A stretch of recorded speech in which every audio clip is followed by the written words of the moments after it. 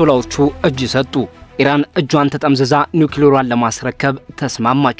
ኢራን የዩራኒየም ማበልጸግ ስራዋን ሙሉ በሙሉ ለማቆምና በእጇ የሚገኘውን ወደ 400 ኪሎ ግራም የሚጠጋ ከፍተኛ ደረጃ የደረሰ የበለጸገ ዩራኒየም ክምችት ወደ ሩሲያ ለመላክ ፈቃደኛ መሆኗ ተሰምቷል። የባህረ ሰላጤው ሀገራት ደግሞ ኢራን በአሜሪካ የጦር ሰፈሮችና በነዳጅ ተቋማት ላይ ያጸፋ እርምጃ ልትወስድ ትችላለች በሚል ስጋት አሜሪካ ጥቃት እንዳትሰነዝር አስጠንቅቀዋል። የሳውዲ አረቢያ የመከላከያ ሚኒስትር ሉል ካሊድ ቢን ሰልማን ስለ ኢራን ጉዳይ ለመወያየት ወደ ዋሽንግተን ያመሩ ሲሆን አስፈላጊ ሆኖ ከተገኘ የተወሰኑ ኢላማዎች ላይ ያተኮሩ እርምጃዎች እንዲወሰዱ ሲሉ አሳስበዋል።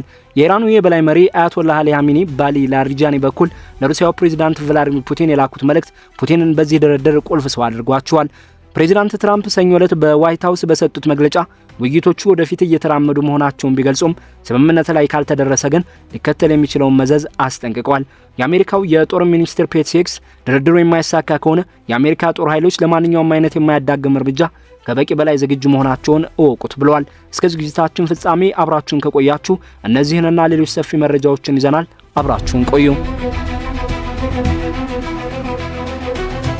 በመካከለኛው ምስራቅ እያየለ በመጣው ከፍተኛ ውጥረት ውስጥ ኢራን ቁልፍ የሆኑትን የኒውክሌር መርሃ ግብሮቿን ለማፍረስ ዝግጁ መሆኗን ያመላከተች ሲሆን ይህም በ2015 ከተፈረመው ስምምነት ወዲህ ቴህራን ያሳየችው ትልቁ የመለሳለስ እርምጃ ተደርጎ ተወስዷል።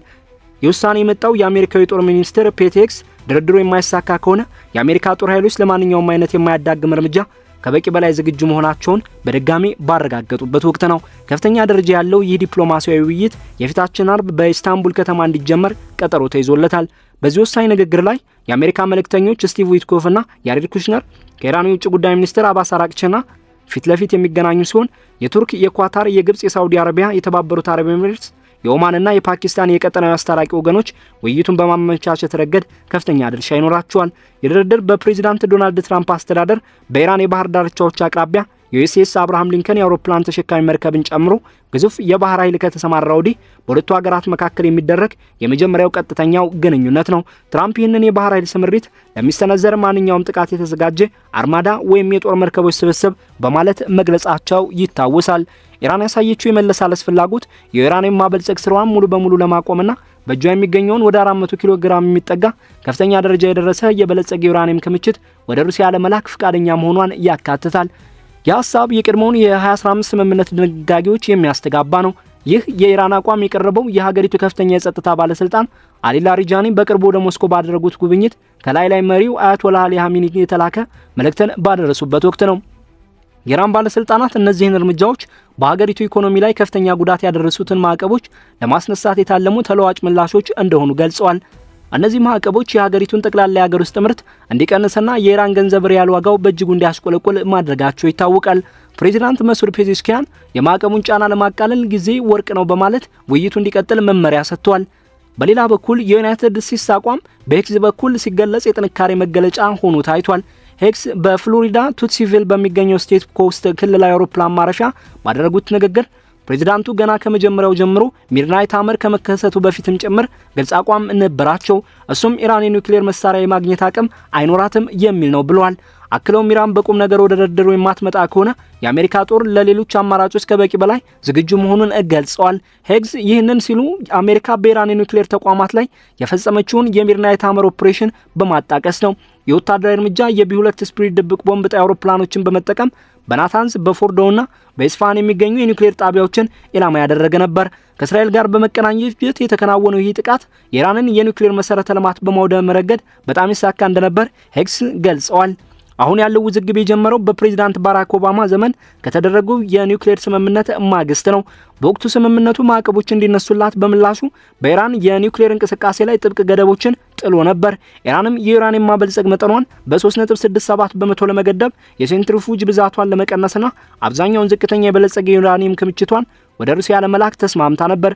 ይህ እርምጃ የኒውክሌር መሳሪያ ለማምረት የሚያስፈልጋትን ጊዜ ቢያንስ ወደ 1 ዓመት እንዲራዘም አድርጎት ነበር። ሆኖም ፕሬዝዳንት ትራምፕ በ2018 ስምምነቱን አስከፊ በማለት በመፈረጅ ከአሜሪካ ጥላ እንድትወጣ ማድረጋቸው እና ማዕቀቦችን በድጋሚ መጣላቸውን ተከትሎ ኢራን ቀስ በቀስ የስምምነቱን ገደቦች በመጣስ ዩራኒየም የማበልጸጊያ መጠኗን ወደ 60 በመቶ አሳድጋ ነበር።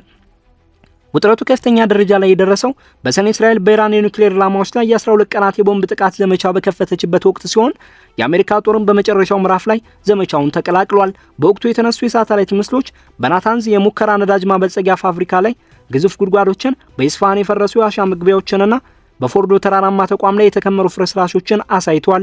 እንደ ፔንታጎን ግምገማ ከሆነ ይህ ጥቃት የኢራንን የኒውክሌር መርሃ ግብር እስከ 2 ዓመት የሚደርስ ወደ ኋላ የጎተተው ሲሆን በዋና ዋና ቦታዎች ላይ የማበልጸግ ስራ እንዲቆም አድርጓል።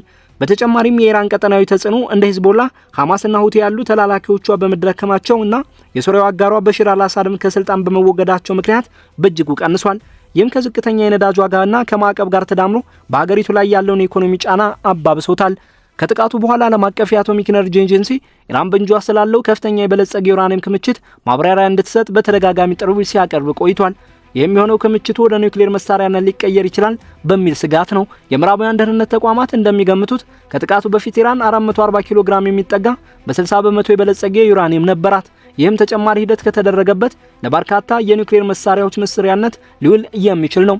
ኢራን ግን የኒውክሌር መርሃ ግብሯ ለሰላማዊ የኃይል አቅርቦትና ለሕክምና አገልግሎት የሚውል መሆኑን በመጥቀስ ወታደራዊ ዓላማ እንዳላት በቋሚነት ስታስተባብል ቆይታለች። የቅርብ ጊዜዎቹ ዲፕሎማሲያዊ እንቅስቃሴዎች ወደ ኢስታንቡል የከፍተኛ ደረጃ ስብሰባ በፍጥነት እያመሩ ይገኛሉ።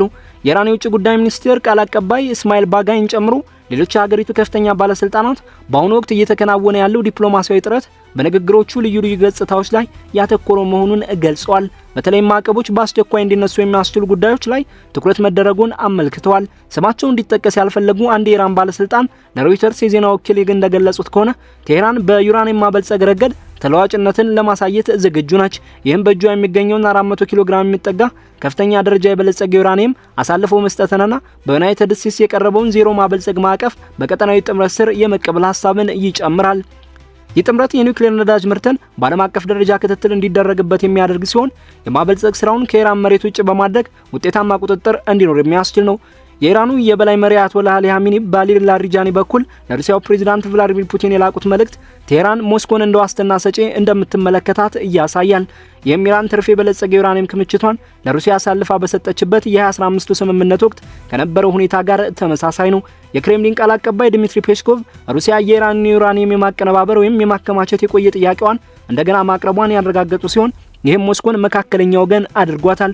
ሆኖም ግን በእስላማዊ አብዮታዊ ዘብ ውስጥ የሚገኙትን ጨምሮ አንዳንድ የኢራን አክራሪ ወገኖች ስምምነቱን በመቃወም ጥርጣሬያቸውን እየገለጹ ይገኛሉ። እነዚህ ወገኖች የሚደረጉ ስምምነቶችና መለሳለሶች የሀገሪቱን ሉዓላዊነት አደጋ ላይ የሚጥሉ እንደሆኑ አድርገው ይቆጥሩታል። በአሜሪካ በኩል ፕሬዝዳንት ዶናልድ ትራምፕ 3 ዋና ዋና ቅድመ ሁኔታዎችን አስቀምጠዋል። እነርሱም በሀገር ውስጥ የሚደረግ የዩራኒየም ማበልጸግ ስራ ሙሉ በሙሉ እንዲቆም፣ በባላስቲክ ሚሳይሎች ላይ ገደብ እንዲጣልና በቀጠናው ለሚገኙ አጋር ኃይሎች የሚደረገው ድጋፍ እንዲቋረጥ የሚሉ ናቸው። የኢራን ምንጮች እንደሚጠቁሙት ምንም እንኳን የማበልጸግ ጉዳይ ለድርድር የሚቀርብ ቢሆንም የሚሳይል ጉዳይ ግን ለሀገራዊ መከላከያ አስፈላጊ ተደርጎ ስለሚወሰድ ትልቅ እንቅፋት ሆኖ ቀጥሏል። ፕሬዝዳንት ትራምፕ ሰኞ ዕለት በዋይት ሃውስ በሰጡት መግለጫ ውይይቶቹ ወደፊት እየተራመዱ መሆናቸውን ቢገልጹም ስምምነት ላይ ካልተደረሰ ግን ሊከተል የሚችለውን መዘዝ አስጠንቅቀዋል። ትራምፕ በአሁኑ ሰዓት ወደ ኢራን እያመሩ ያሉ መርከቦች አሉን፣ ትላልቅ መርከቦች እጅግ ታላላቅና ምርጥ የሆኑት በማለት ዛቻ አዘል መልእክታቸውን አስተላልፈዋል። የአሜሪካው የጦር ሚኒስትር ፔት ሄግስ በሚሰጣቸው መግለጫዎች ይህንን ጫና የበለጠ ያጠናክሩታል። ሄግስ ቀደም ሲል የተከናወኑ ወታደራዊ እርምጃዎች ውጤታማነትን በመጥቀስ በ3 የኢራን የኒውክሌር ጣቢያዎች ላይ እጅግ ጥንቁቅ የሆኑ ጥቃቶችን ፈጽመናል፣ ጥቃቶቹን በሚያስገርም ሁኔታ የተሳኩ ነበሩ ብለዋል። የማስጠንቀቂያ መልእክታቸውን ሲቀጥሉም በዚህ ረገድ መደራደር ይችላሉ፣ ካልሆነ ግን ሌሎች አማራጮች አሉን፣ የጦር ሚኒስቴር የተቋቋመው ለዚህ ነው ሲሉ ተደምጠዋል። ሄግስ አሜሪካ በቬንዙዌላ ከወሰደችው እርምጃ ጋር በማነጻጸር ወታደራዊ ዝግጅት ጣልቃ ገብነትን እንደሚቀድም ገልጸዋል። ይህ ምንም እንኳን በግልጽ ጠረጴዛ ላይ ባይቀመጥም የስራ ለውጥ የማምጣት አማራጭ እንደ ድብቅ ፍላጎት መኖርን አመላካች ነው። የኢስታንቡሉ ንግግር በሰፊ ቀጠናዊ ዲፕሎማሲያዊ ጥረቶች የታጀበም ነው። ቱርክ በፕሬዝዳንት ረሲብ ጣይብ ኤርዶሃን አመራር ስር ራሷን እንደ ዋና አስታራቂ ወገን በመፈረጅ ጉባኤውን ከማስተናገድ ባለፈ በተዘዋዋሪ የመገናኛ መንገዶች እንዲመቻቹ እያደረገች ነው። የቱርክ የውጭ ጉዳይ ሚኒስትር ሀካም ፊዳን ያሳለፍነው ቅዳሜ ከአራክቺ ጋር የተገናኙ ሲሆን ውጥረቱ እንዲረግብ አስፈላጊ መሆኑን አሳስበዋል። ኳታርና ኦማን ደግሞ መልእክቶችን በመለዋወጥ ረገድ እንደ ሚስጥራዊ መገናኛ መስመሮች ሆኖ እያገለገሉ ይገኛሉ። በሌላ በኩል ግብጽ፣ ሳውዲ አረቢያና የተባበሩት አረብ ኤምሬትስ የኤነርጂ መሰረተ ልማቶቻቸውንና የኢኮኖሚ ፍላጎታቸውን ለመጠበቅ ሲሉ በቀጠናው መረጋጋት እንዲሰፍን ይፈልጋሉ። የባህረ ሰላጤው ሀገራት ኢራን በአሜሪካ የጦር ሰፈሮችና በነዳጅ ተቋማት ላይ የአጸፋ እርምጃ ልትወስድ ትችላለች በሚል ስጋት አሜሪካ ጥቃት እንዳትሰነዝር አስጠንቅቀዋል። የሳውዲ አረቢያ የመከላከያ ሚኒስትር ሉል ካሊድ ቢን ሰልማን ስለ ኢራን ጉዳይ ለመወያየት ወደ ዋሽንግተን ያመሩ ሲሆን አስፈላጊ ሆኖ ከተገኘ የተወሰኑ ኢላማዎች ላይ ያተኮሩ እርምጃዎች እንዲወሰዱ ቢደግፉም ቅድሚያ ግን ለድርድር መስጠት እንዳለበት ተሟግቷል። ይህ በእንዲህ እንዳለ እስራኤል ያላትን ጠንካራ አቋም እንደቀጠለች ነው። ጠቅላይ ሚኒስትር ቤንያሚን ኔታንያሁ ከዊትኮፍ ጋር ተገናኝተው የኢራን የኒውክሌርና የሚሳኤል መርሃ ግብሮች ሙሉ በሙሉ እንዲፈርሱ ግፊት አድርገዋል። ከፕላኔት ላብስ የተገኙና በሮይተርስ እንዲሁም በሳይንስና ዓለም አቀፍ ደህንነት ተቋም የተተነተኑ የሳተላይት ምስሎች ጥቃት በደረሰባቸው ቦታ ላይ የተደረገው መልሶ ግንባታ ውስን መሆኑን ያሳያሉ። በናታንዝ የተጎዱ ህንጻዎችን በአዲስ ጣራ የመሸፈን ስራ የታየ ሲሆን ይህ ምናልባትም የንብረት ማዳን ስራዎችን ለመደበቅ ወይም የዓለም አቀፉ የአቶሚክ ኤነርጂ ኤጀንሲ ፍተሻዎችን ለማደናቀፍ የታለመ ሊሆን ይችላል። በስፋይንም በተመሳሳይ መልኩ የዋሻ ጥገና ስራዎች እየተከናወኑ ሲሆን የሳይንስና ዓለም አቀፍ ደህንነት ተቋም ይህንን ተግባር ንብረቶችን ወደ ሌላ ቦታ በማዛወር ወይም ለተጨማሪ ጥቃቶች መከላከያ ለማዘጋጀት የሚደረግ ጥረት እንደሆነ ተርጉሙታል። ምንም አይነት መጠነ ሰፊ መልሶ ግንባታ ለመታየቱ ካሳለፍነው ሰኔ ጀምሮ የማበልጸግ ስራ መቆሙን የሚገልጹ መረጃዎችን የሚያጠናክር ሆናል።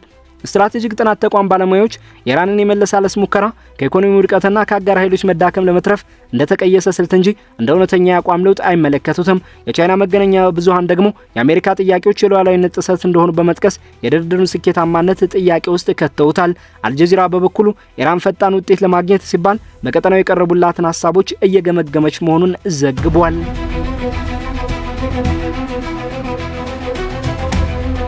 በዚህ ዲፕሎማሲያዊ እንቅስቃሴ ውስጥ በግንባር ቀደምነት የሚጠቀሱት ስቲቭ ዊትኮቭ በሪል ስቴት ኢንቨስትመንት ዘርፍ ታዋቂ የሆኑ ባለሀብትና የፕሬዚዳንት ትራምፕ የቅርብ አጋር ሲሆኑ በአሁኑ ወቅት በአሜሪካ በኩል ልዩ መልእክተኛ ሆነው በመካከለኛው ምስራቅ ሰላምን ለማምጣት እየሰሩ ይገኛሉ።